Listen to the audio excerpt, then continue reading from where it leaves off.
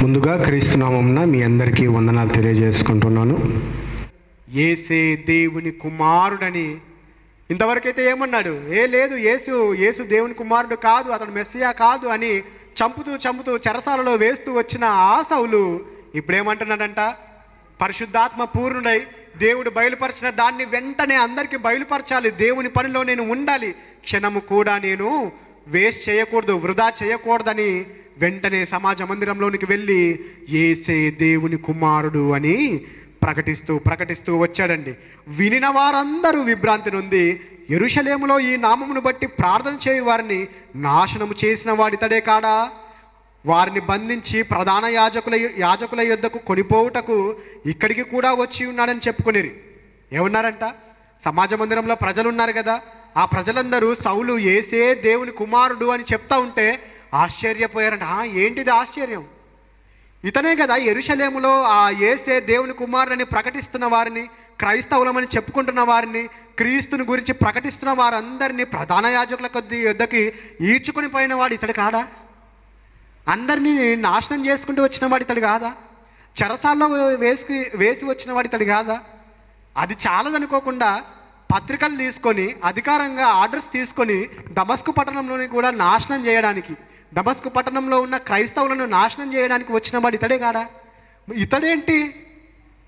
ఏ ఉద్దేశంతో అయితే వచ్చాడో, ఎవరినైతే చంపడానికి వచ్చాడో, ఎవరినైతే శిక్షించడానికి వచ్చాడో అతనే మారిపోయి ఈ విధంగా ప్రకటిస్తున్నాడేంటి? ఆ యేసే దేవుని కుమారుడు అంటున్నాడేంటి? ఆ యేసే క్రీస్తు అయి ఉన్నాడు అంటున్నాడేంటి? ఆ యేసే మెస్సియా అంటున్నాడేంటి? ఎంత ఆశ్చర్యపోతున్నారో చూడండి. ఇదిగో ఇక్కడికి కూడా ఈ విధంగా దీనికోసమే కదా వచ్చినది, చంపడం కోసమే కదా వచ్చినది. కానీ ఏంటి ఇతడే ఈ విధంగా మారిపోయాడు? ఏంటి ఇతడే దేవుని గురించి ఈ విధంగా చెప్తా ఉన్నాడు, దేవుని కుమారుని గురించి ఈ విధంగా చెప్తా ఉన్నాడు? ఇతను ఒప్పుకొనని దాన్ని ఇప్పుడు ఒప్పుకొని చెప్తున్నాడు ఏంటి అని ఆశ్చర్యపోతా ఉంటే సౌలు ఏం చేస్తున్నాడో చూద్దాం. 22వ వచనంలో, అయితే సౌలు మరి ఎక్కువగా బలపడి ఈయనే క్రీస్తు అని రుజువు పరుచుచు దమస్కులో కాపురమున్న యూదులను కలవరపరిచెను. అనేక దినములు గతించిన పిమ్మట యూదులు అతన్ని చంపనాలోచింపగా వారి ఆలోచన సౌలునకు తెలియవచ్చెను.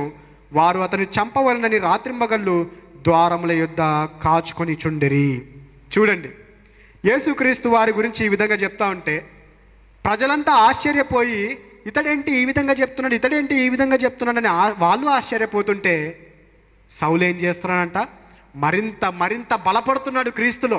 ఇదిగో యేసే క్రీస్తు, యేసే మెస్సయ్య, యేసే దేవుని కుమారుడు అని రుజువులతో సైతం చూపిస్తున్నాడట. కేవలం చెప్పడం కాదు.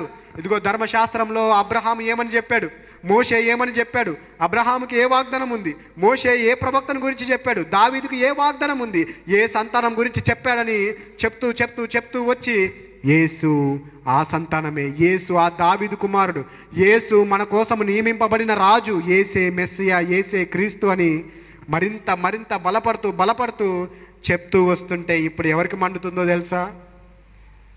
ఎవరిలో కలవరం కలుగుతుందో తెలుసా? యూదుల్లో కలవరం కలుగుతుంది.